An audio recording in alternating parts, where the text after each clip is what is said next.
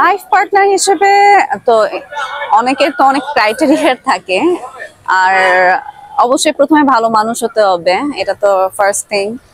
আর হচ্ছে আন্ডারস্ট্যান্ডিংটা থাকতে হবে, কেয়ারিং থাকতে হবে, দ্যাটস ইট। মেয়েদেরও তো ডিফার করে না, আমি আর হ্যাঁ এক একজনের চাহিদা চাহিদা তো অনেক কিছুই থাকতে পারে। যে সুন্দর হতে হবে, গুড লুকিং, হ্যাঁ গুড লুকিং হতে হবে, তারপর হচ্ছে কেয়ারিং হতে হবে, আন্ডারস্ট্যান্ডিং হতে হবে, দ্যাটস ইট। আমি জানি না, এক একজনের এক এক রকম চিন্তা ভাবনা, আমি তো আর সবারটা বলতে পারবো না, আমি আমারটা বলতে পারবো। সেম গোজ ফর আর কি, মানে ছেলেদের ক্ষেত্রেও সেরকম যাওয়ার কথা না, যে সবাই চায় একটু ভালো ভালো ফ্যামিলি, এডুকেশন, তারপর হচ্ছে অবশ্যই আন্ডারস্ট্যান্ডিং, কেয়ারিং এগুলো যাতে থাকে। হ্যাঁ, আর সবাই মানে অবশ্য মানুষ আলাদা, প্রত্যেক মানুষের এক এক ধরনের পার্সপেক্টিভ থাকতে পারে, রাইট? আমি যেরকম চাই অন্য আরেকজন মেয়ে হয়তো সেরকম চাবে না, রাইট?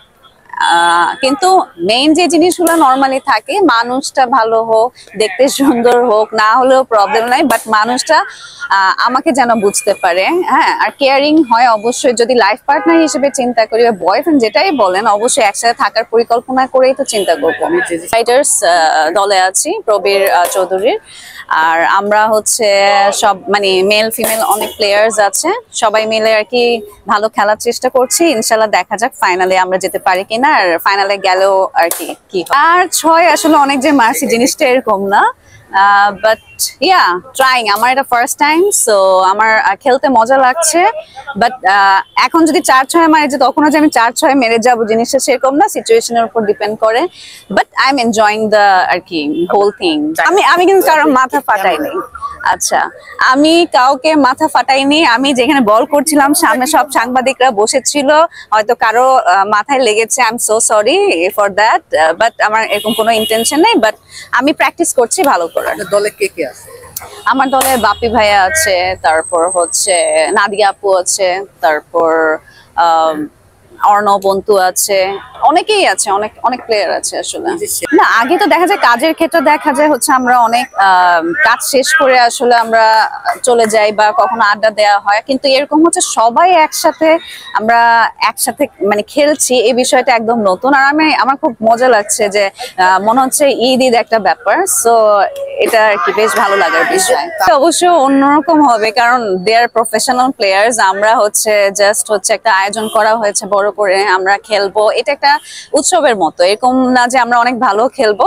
হ্যাঁ, এটা ওনাদের হয়তো দেখতে অন্যরকম লাগবে, কারণ ওনারা আমরা ওনাদেরকে স্ক্রিনে দেখি, ওনারাও হয়তো আমাদেরকে স্ক্রিনে দেখে, সো জিনিসটা আর কি ওনারাই বুঝতে পারবে ভালো।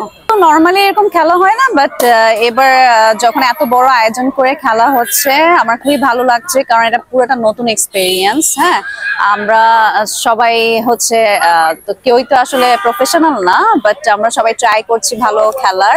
বাট এখানে অনেক ভালো খেলোয়াড়ও আছে আসলে, যারা হচ্ছে মডেল, অ্যাক্ট্রেস, তারাও দেখলাম বেশ ভালো। ছেলেদের মধ্যে অনেক ভালো প্লেয়ার আছে, মেয়েদের মধ্যেও আছে।